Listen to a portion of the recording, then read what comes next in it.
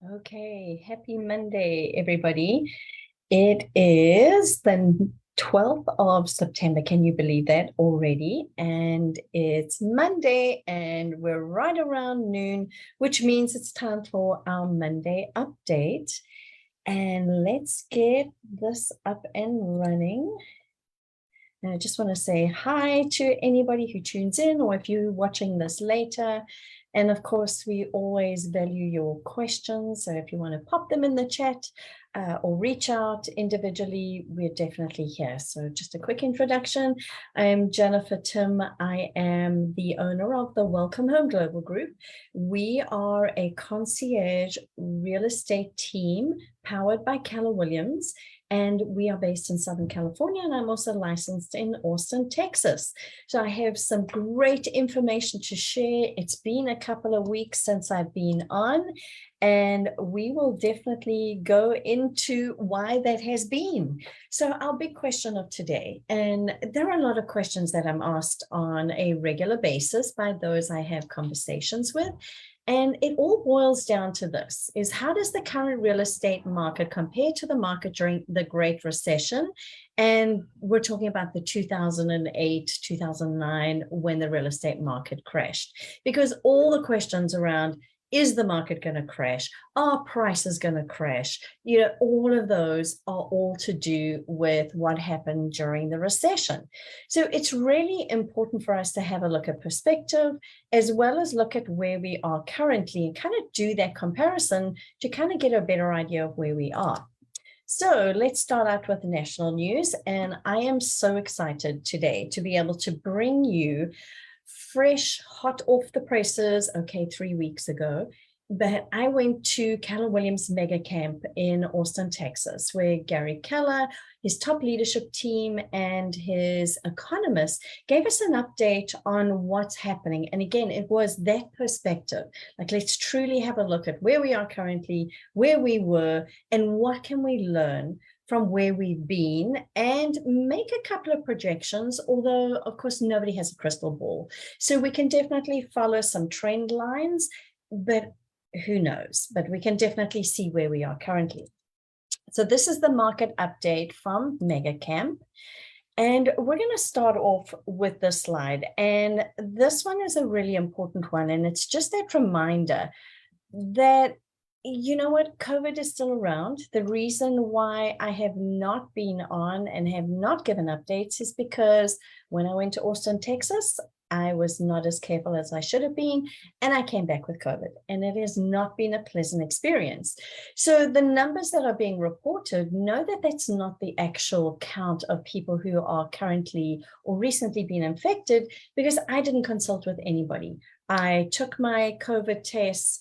When I arrived back in Orange County, that's when I discovered that I had COVID, and I was down and out for a good week, and I'm still recovering. So if you suddenly see me coughing violently, that's the reason why. I will try and mute myself so that I don't deafen anybody. But know that COVID is around. We have monkeypox cases, and who knows what the next thing could be. There's definitely, when we have these situations, it's really hard to be able to plan or anticipate what could happen. It really depends on the economic impact that has. But COVID is around, and most of us are just dealing with it as a part of what we need to do. We're not necessarily reporting it to any health agency or even a health provider, because again, it was like, I'm just going to have to go through it. Okay, so home sales.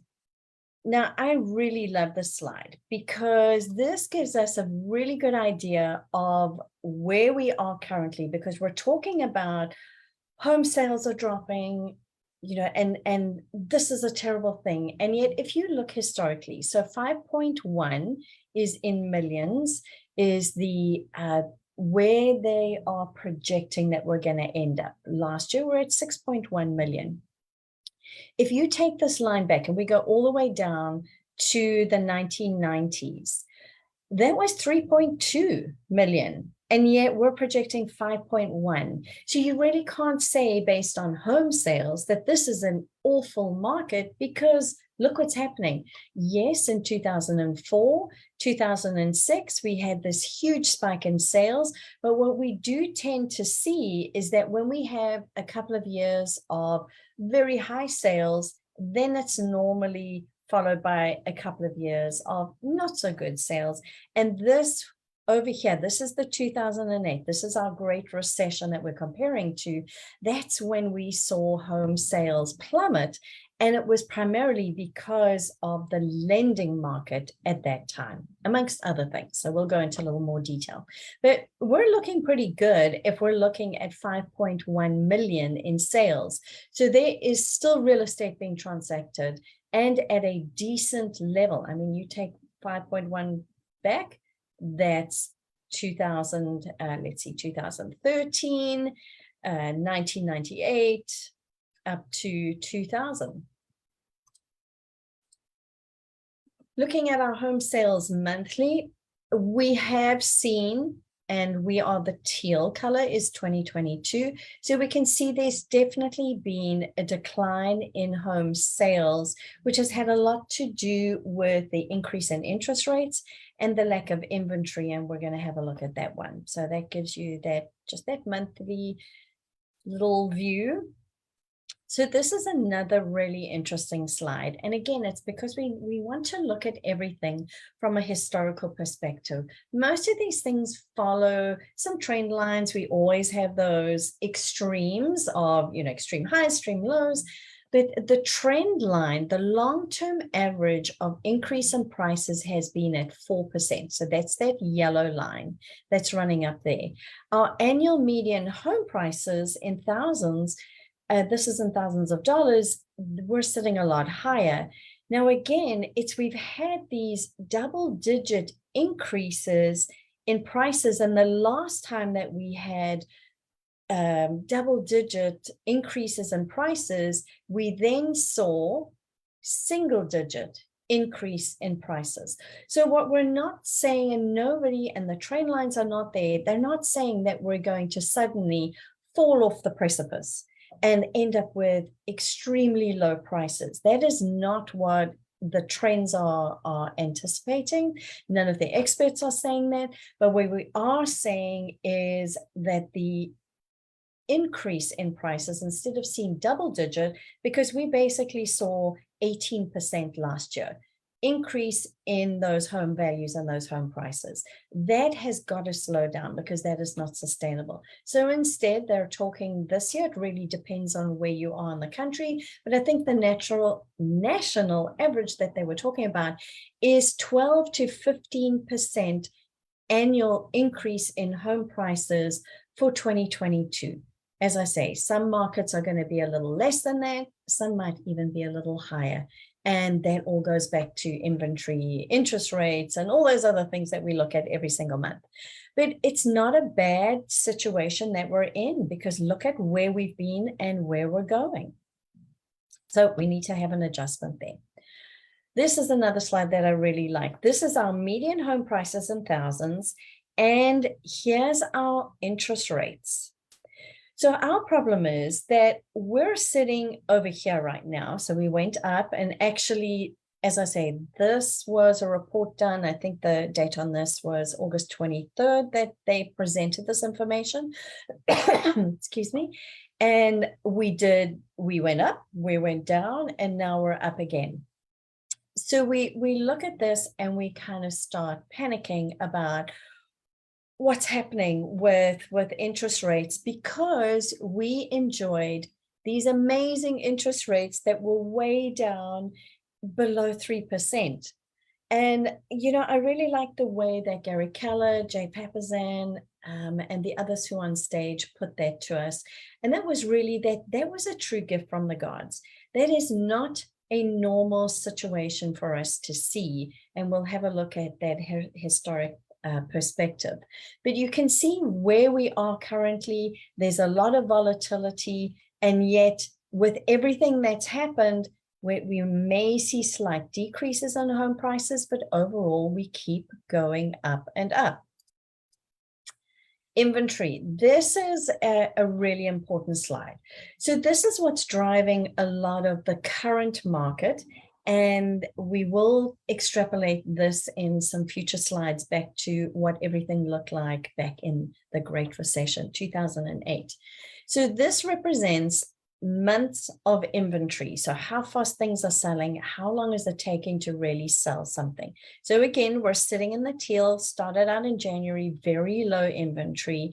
And yes, we have seen a slight increase, but 3.3 months of inventory is absolutely nothing. For a better market, some economists say you need to have 4 months worth of inventory, and for a more balanced, boring market, the sort of expert opinion is we need to have 6 months worth of inventory to truly have enough to meet the demand that's out there. So to meet the need of the buyers that are out there.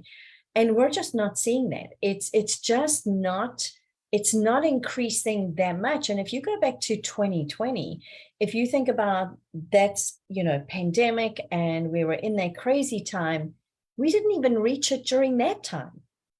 And we did have that sudden increase because it was really hard to do real estate for a couple of months at the beginning of COVID, when everyone was understanding what the rules are, how the disease was functioning, how it was being transmitted, but we still didn't get up to a 6%. So it just shows you that we've had inventory challenges for a long time. If we take it back all the way to 2020, 2021, we had some increases, but it really has been an issue over time. Days on market. So days on market represents the time from when you put your house on the market to that for sale sign. Basically, you see the write on the top that says under contract, in escrow, whatever the norm is in your area. 14 days. We are in July, 14 days. Okay, so if we're talking about that months of inventory, I mean, we're talking about it's taking 14 days nationally. This is a national average, and we will look at some of our local areas to give you an idea of what's going on locally. But 14 days is insanely hot, and that is a strong seller's market still.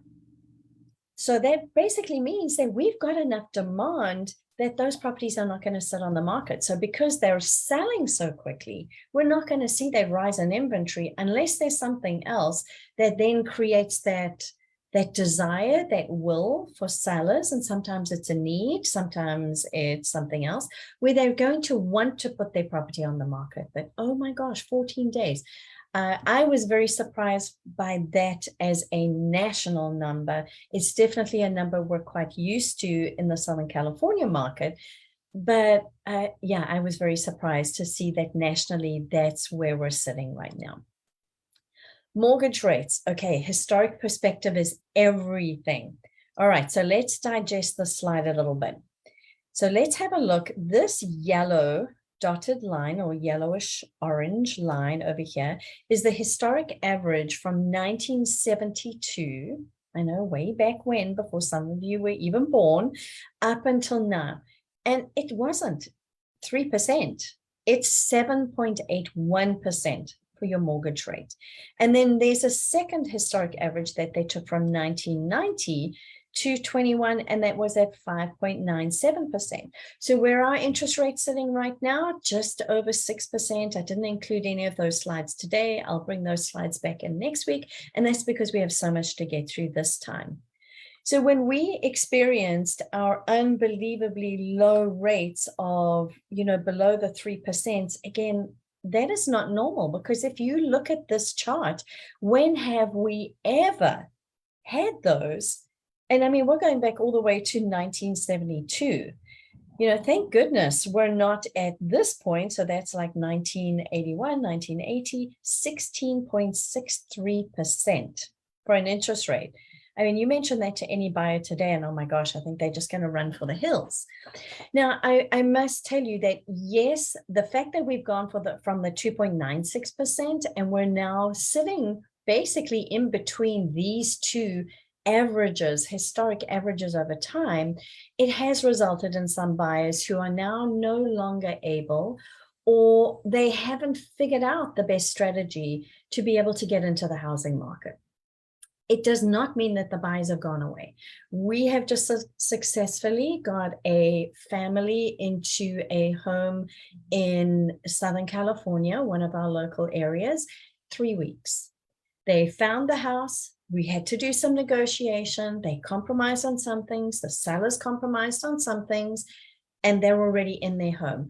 I have other sellers, so I'm not representing them as sellers. They're selling in another state, put their house on the market on Friday. By Sunday, it was under contract, was what they say in Texas. And they are looking to relocate here to California. So there are still sellers and buyers out there, and deals are happening.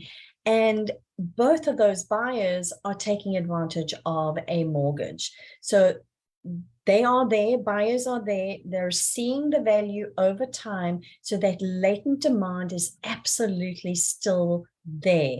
So that's that reassuring thing. And the under 3%, who knows if we'll ever see that again. It should not be something, if we look at that historic trend going all the way back to 1972, that we should consider is something that's going to come back. If it does, another gift from the gods. If it doesn't, well, it's because we're sitting in more of a natural market.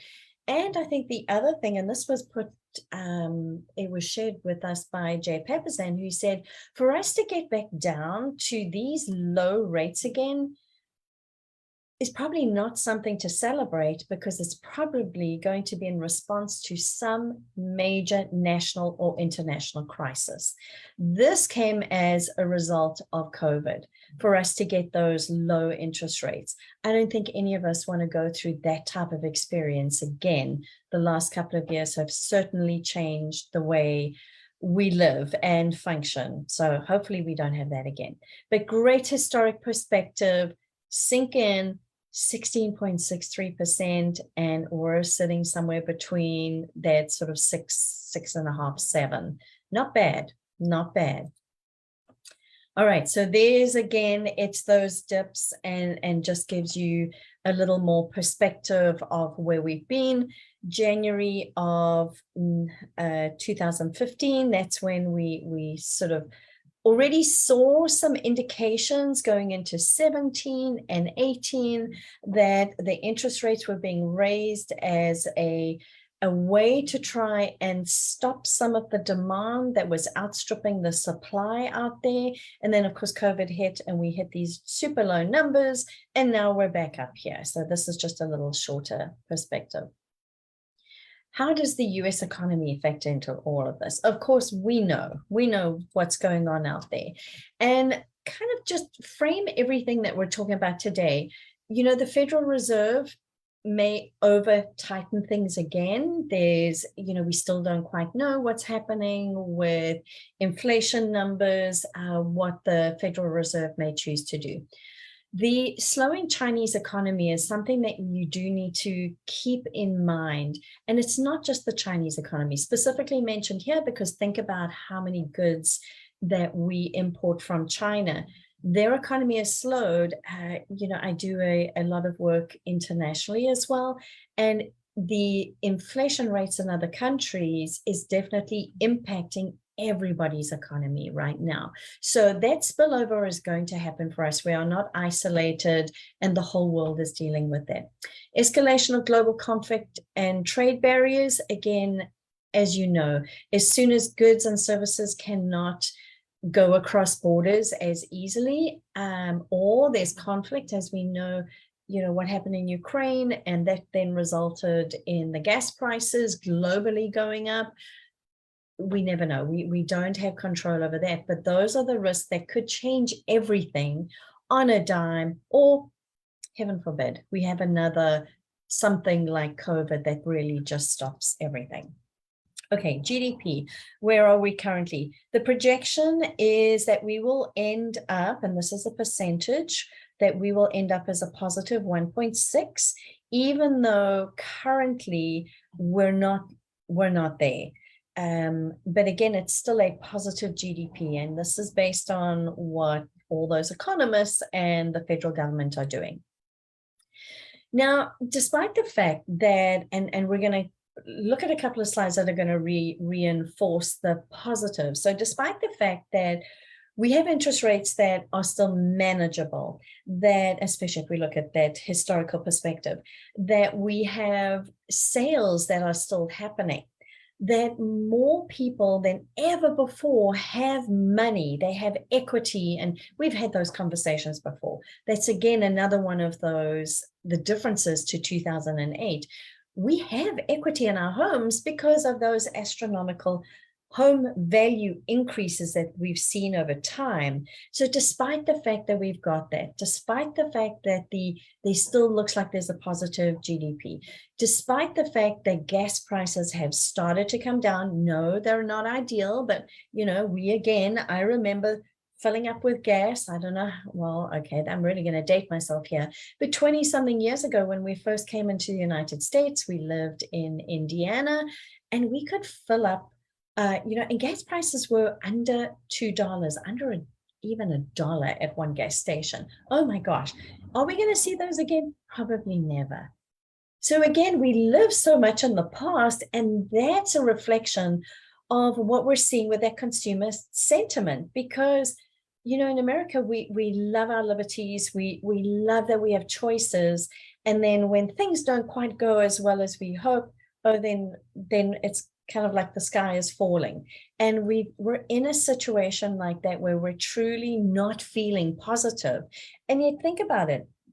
Are we able to get out and do more? Yes.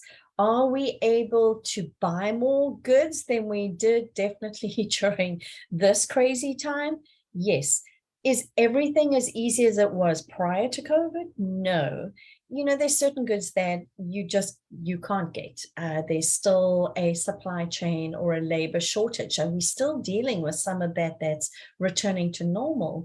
But there's a lot more that we're able to do. I mean, I've been on more plane rides than before. We're going overseas next month and can't wait to have that ability to travel overseas again. And yet we're not happy because things are changing and it takes us a while to adjust to those changes. Let's look at those unemployment. So we'll go, if we kind of look at this 5.4% unemployment, and we kind of again take that historical journey back in time, we're actually looking pretty good. If we go back to if we're going to go to our 2008 numbers, yeah, we were, that was lower. But then look what happened when 2008 happened. Then unemployment was a lot higher. But we've been declining 2020. Again, that was COVID.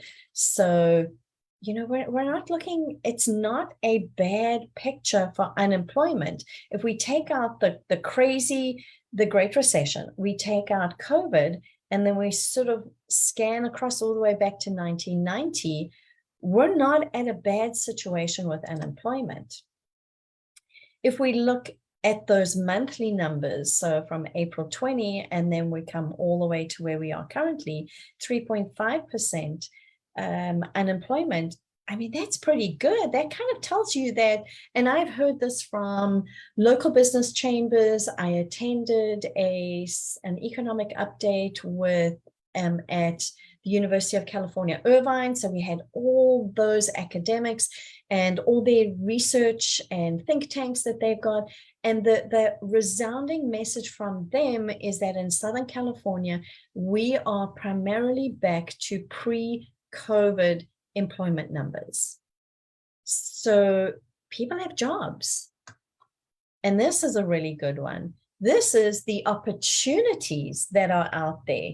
So again, let's have a look at this. So this, our orange line, this one looks more orange to me than yellow this time. That's our unemployment rate. So this is where we're sitting currently. And these are the job openings that are available. So this just shows us that the opportunity for people to earn money is there. It's whether they have decided to re-enter the workplace. And of course, there's always a percentage of people who are not choosing to be employed, either because they're at retirement age, or maybe there's health issues, Or maybe it's because there's families who have the ability where one member of the family is able to stay home and look after children. So there's many reasons why people don't choose to take advantage of a job. But the great thing is that the job openings are back. There's choices. And this also is great because this means with all these job openings that there's opportunities for people to improve the situation that they're in. So maybe there's an opportunity to move to a higher paying job or one that has better benefits for them. So there's money in the economy, bottom line. Construction. Okay, this is another one of the slides that needs a little bit more of an explanation. So we're going to go back a little bit in time and we're going to look at where we were in 2005. So this is single family home starts in millions. So this is new construction. And the kind of general sort of feeling out there is that the construction industry on new homes, they need to be at least 1 million every single year in order to meet the increasing demand. So now remember that, and we've covered this on a previous session, we've got millennials who are entering into the home purchasing market. I have one, she's bought a home already. I have another one, and he and his new fiance, great news. Congratulations to Bryce and Audrey, who just got engaged. They will be looking to purchase their new home in the very near future. They're in a different market. It may take them a little longer, but they're in the market. And these are young professionals who are saving money, have exceptional credit, and are going to be great borrowers. But we need to make sure that there's enough inventory. And if we look back, we did have excess, well, maybe not excess, but we had inventory that was sitting there because new construction was helping us meet the need because there wasn't enough inventory just from resale. Then we hit the Great Recession and all those homes went away. So think about all these years over here, because here's that historic average again, that 1 million homes that we need new construction starts to happen and be completed just to help us meet that latent demand. And look what happened. We've got deficit after deficit after deficit, and that is part of our problem currently. So in 2008, when we had the Great Recession, the reason why we saw a lot more inventory was because it was already there. The new construction had made sure that there was excess that carried us over for a couple of years. We're not seeing that now, and there's a couple of things that have contributed to that. Number one has been that when this dip happened in 2008, because that had a lot to do with the lending environment, the rules and regulations at the time, a lot of the financial institutions pulled back from providing funding to developers. So they then had to go out to different lending sources, cost them more money. And so what they did is instead of being able to build, a development of 300,000 homes, priced homes, they then said, well, it's costing us more to actually borrow this money to develop this area. Then they were hit with supply chain issues. Then they were hit with labor issues, which were totally aggravated by what happened during COVID and the world economy. And then basically new construction, number one, slowed down. And number two, the price points increased. So instead of, and I think about us here in Southern California, I can't tell you how many, there's so few new construction homes, specifically where we are in South Orange County. There are a few more of them in Irvine, but they're not entry-level price point homes. They tend to be higher price point homes and more of those luxury. And yeah, well, that means that we're sitting with this deficit from the construction industry. And so that builder confidence is down because what they have is going to take longer to sell because they're a higher price point, especially in our area. And where do we know that the slowdown happens first? It tends to happen in that luxury market. So looking historically at construction is a really important way to help us understand, and that was a huge differentiator from the Great Depression to where we are now, because we don't have all this excess sitting here to really help us weather the storms of low inventory. Remember, 14 days, average days on market, 3.3 months worth of inventory. That's insane, totally insane seller's market.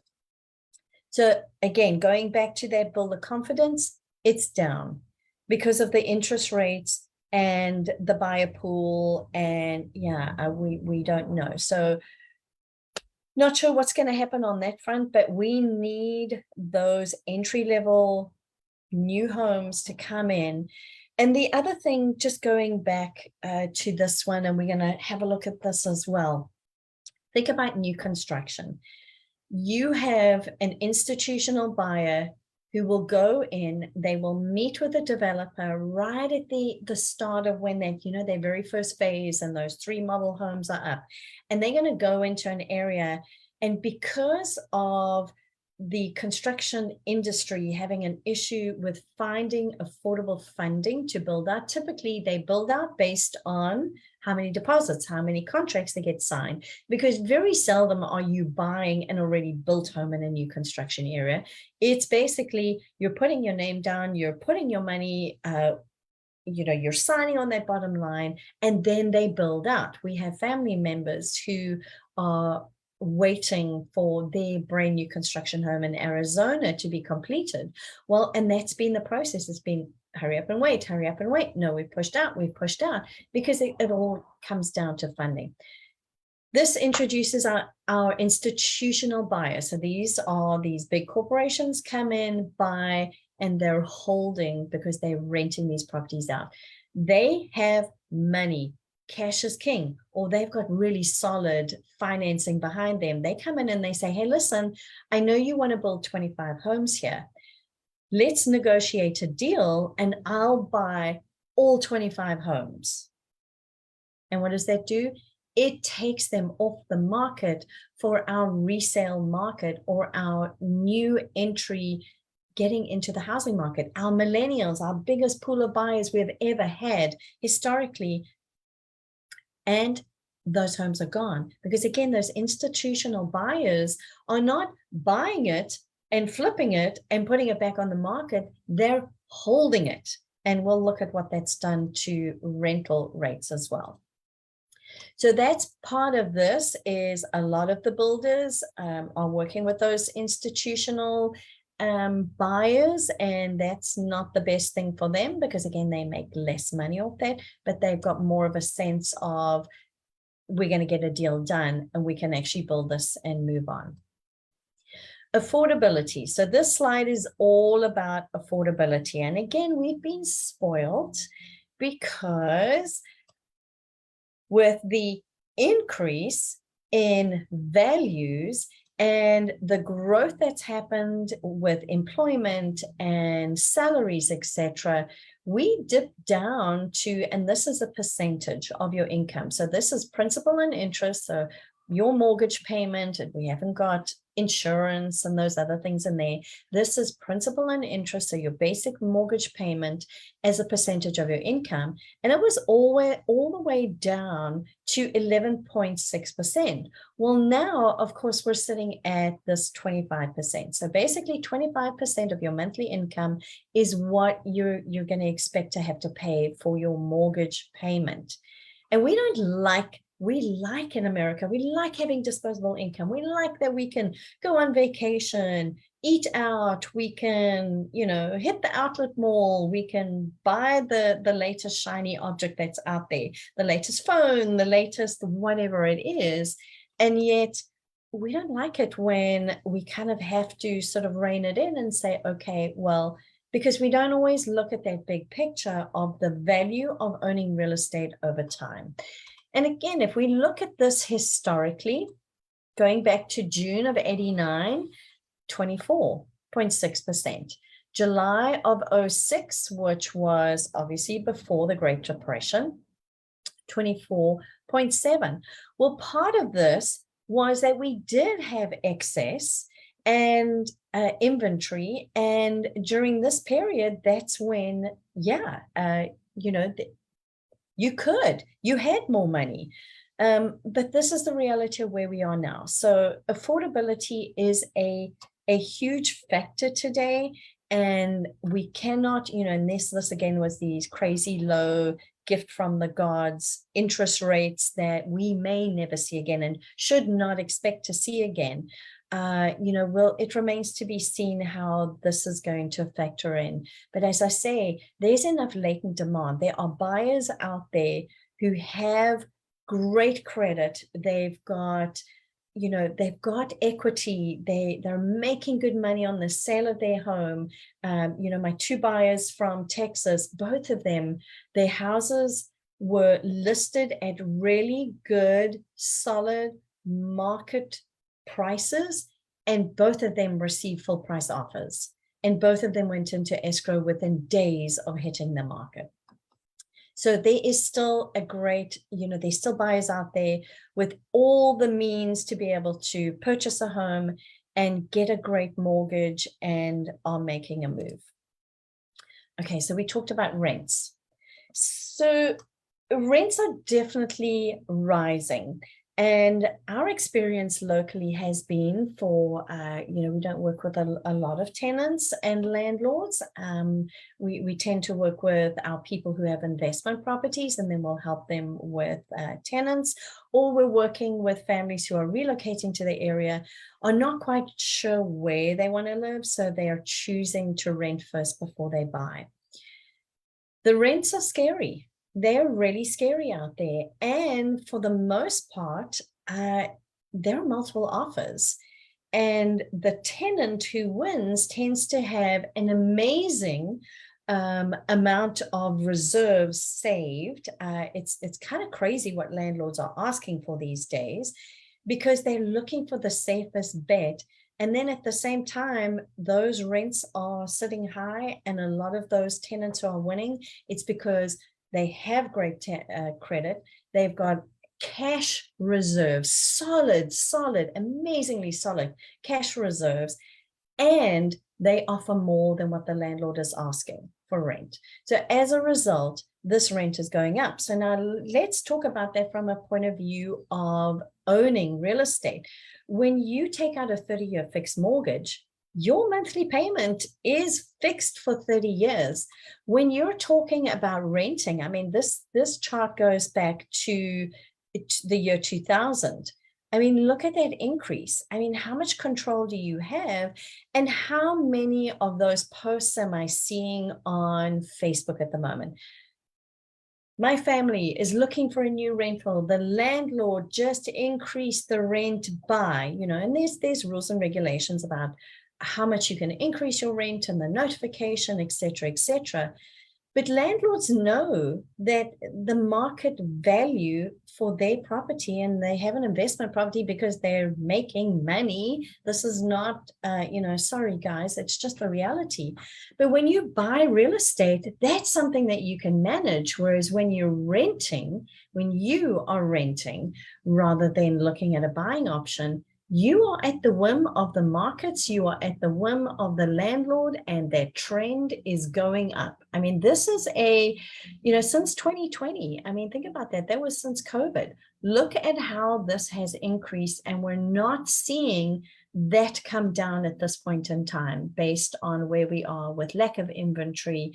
The fact that we've got institutional buyers out there buying a lot of the available inventory as well, and they're not in it to help you out. They're in it to make money for their investors. So, and again, if you are interested in exploring the rental market, I mean, there's a way to do it without sounding like an institutional buyer who's taking everything off the market.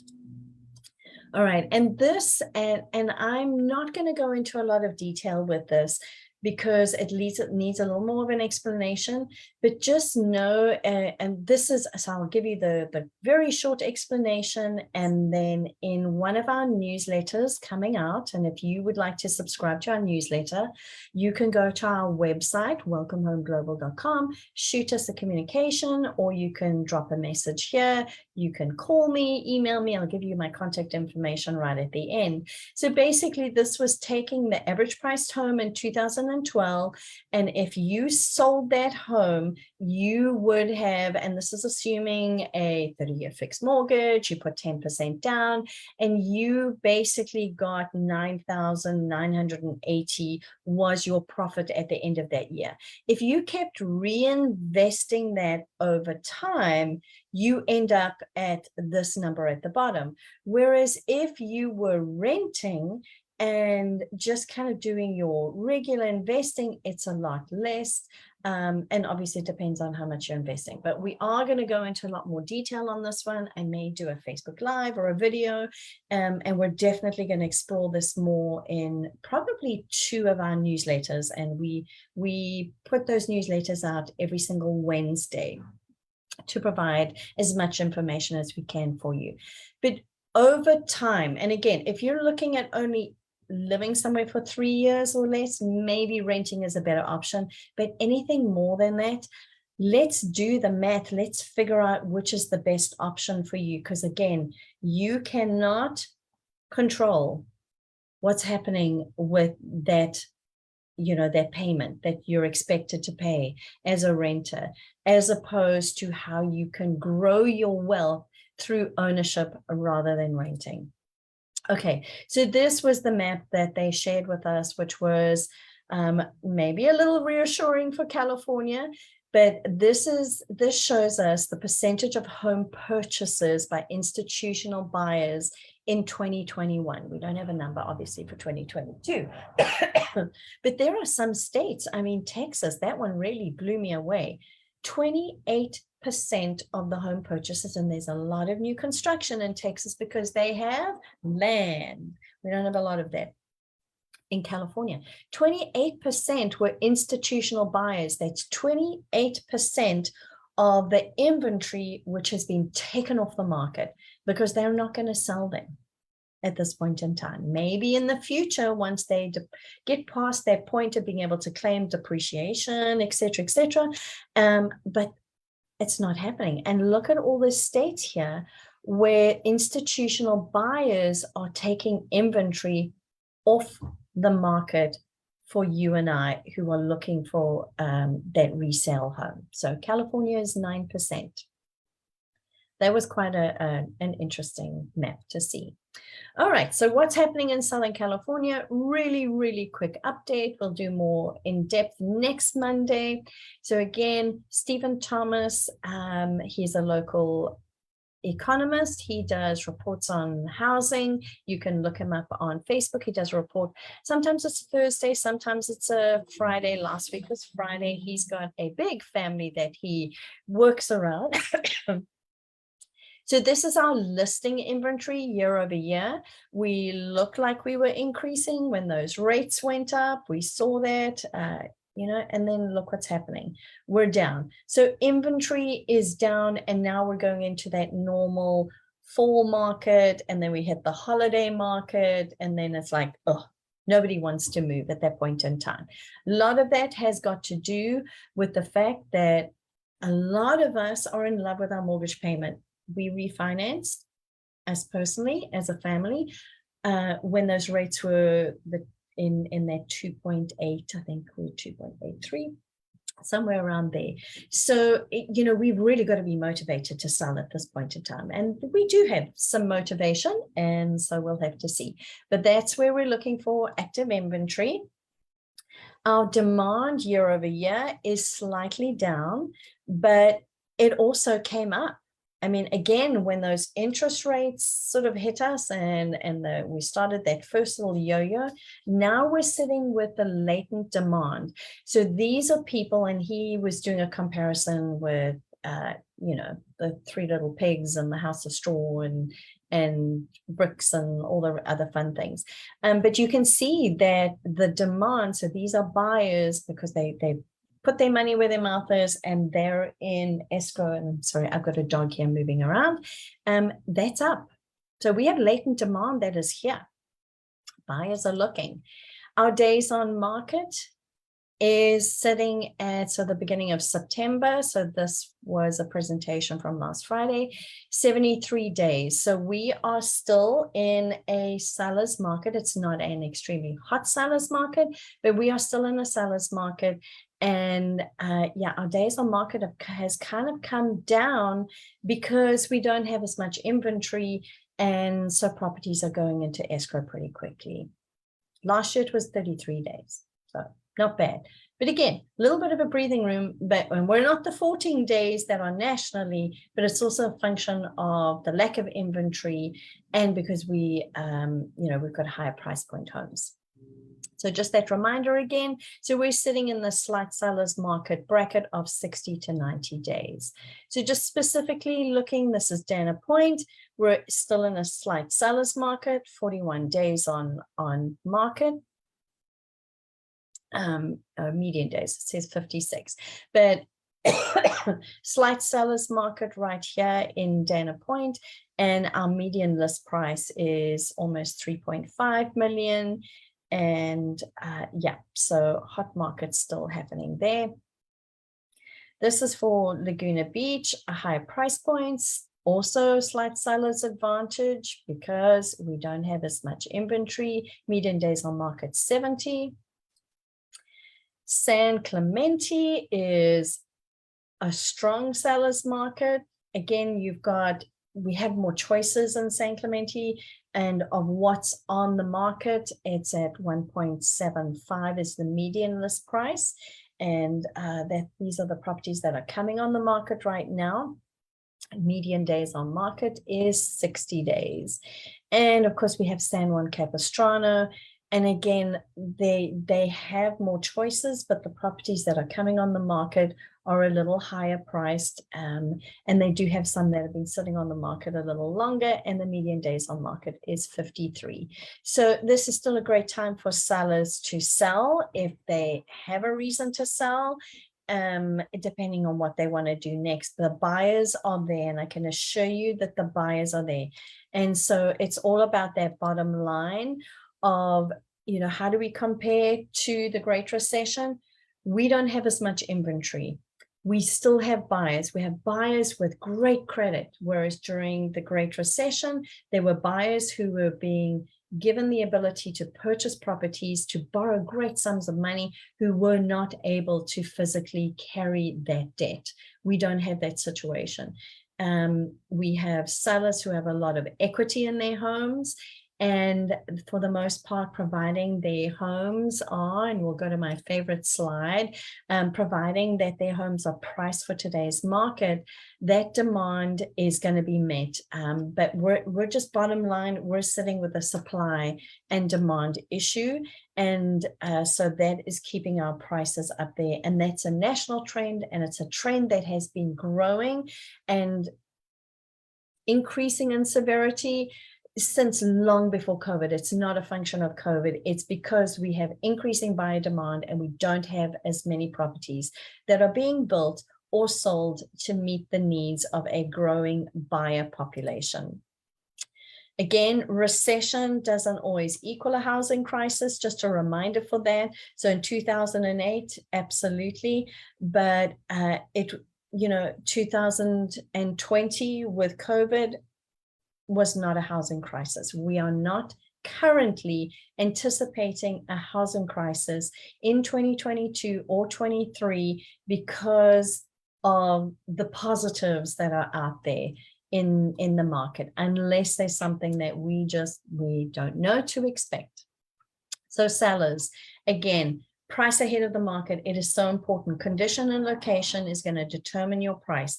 And I know sellers wish it was 3 months ago, 6 months ago, when there were 20 offers on a property. There are not going to be that many offers, but you are going to get an offer providing you have priced your property ahead of the market according to what your current competition is, not just the sold comps.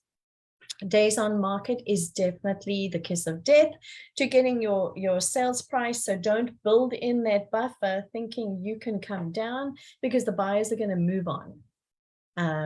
There isn't that much inventory out there that they're going to kind of go, okay, they're going to find something else that they want. Buyers know how to make great compromises. Staging is absolutely essential, and top quality staging to make sure your home looks the best it can possibly look online. And we know where we are with our markets. So demand is down, inventory is slightly up, but we're still in a seller's market. We don't have enough inventory.